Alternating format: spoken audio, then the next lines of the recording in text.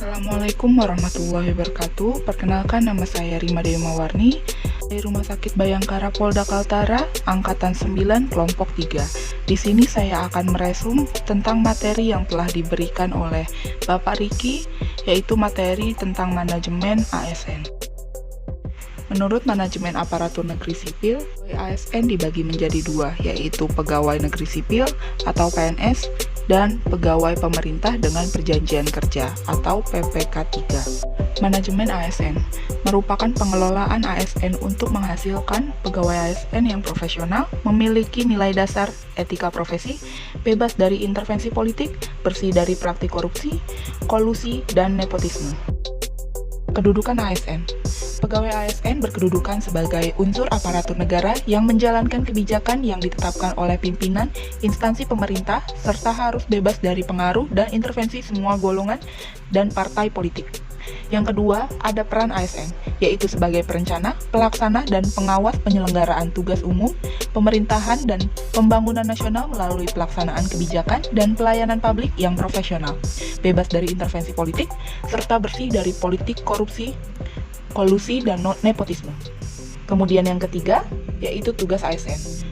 Yang pertama, melaksanakan kebijakan yang dibuat oleh pejabat pembina kepegawaian sesuai dengan ketentuan peraturan perundang-undangan.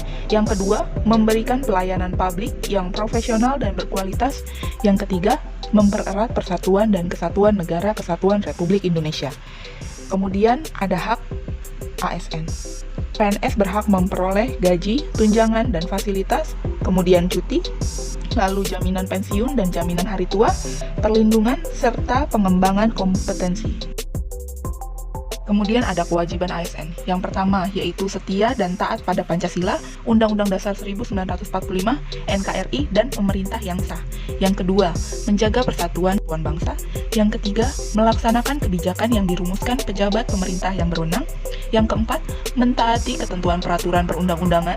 Yang kelima, melaksanakan tugas kedinasan dengan penuh pengabdian, kejujuran, kesadaran, dan tanggung jawab. Yang keenam, menunjukkan integritas dan keteladanan dalam sikap, perilaku, ucapan, dan tindakan pada setiap orang, baik di dalam maupun di luar kedinasan. Yang ketujuh, menyimpan rahasia jabatan dan hanya dapat mengemukakan rahasia jabatan sesuai dengan ketentuan peraturan perundang-undangan. Dan yang terakhir, bersedia ditempatkan di seluruh wilayah Negara Kesatuan Republik Indonesia. Kode etik dan kode perilaku ASN bertujuan untuk menjaga martabat dan kehormatan ASN. Fungsi kode etik ASN dibagi menjadi tiga. Yang pertama, sebagai pedoman, panduan birokrasi publik atau aparatur sipil negara dalam menjalankan tugas dan kewenangan agar tindakannya dinilai baik. Yang kedua, sebagai standar penilaian sifat, perilaku, dan tindakan birokrasi publik atau aparatur sipil negara dalam menjalankan tugas dan kewenangannya. Yang ketiga, etika birokrasi penting sebagai panduan norma bagi aparat birokrasi dalam menjalankan tugas pelayanan pada masyarakat dan menempatkan kepentingan publik di atas kepentingan pribadi, kelompok, dan organisasinya. Sistem merit. Sistem merit dalam manajemen ASN dibagi menjadi dua, yaitu bagi organisasi dan bagi ASN. Bagi organisasi, berfungsi untuk mendukung keberadaan prinsip akuntabilitas yang saat ini menjadi tuntutan dalam sektor publik. Bagi ASN, dapat menjamin keadilan dan juga menyediakan ruang keterbukaan dalam perjalanan karir seseorang pegawai.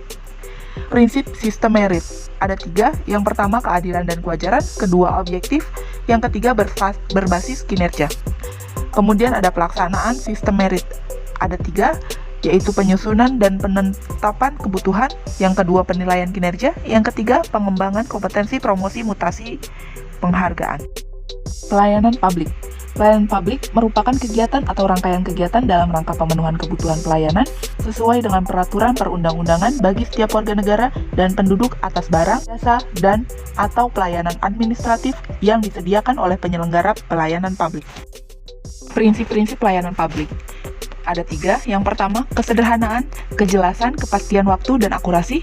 Yang kedua, keamanan, tanggung jawab, kelengkapan sarana prasarana. Yang ketiga, kemudahan akses, kedisiplinan, kesopanan, dan kenyamanan. Sekian review dari saya tentang materi hari ini. Terima kasih. Wassalamualaikum warahmatullahi wabarakatuh.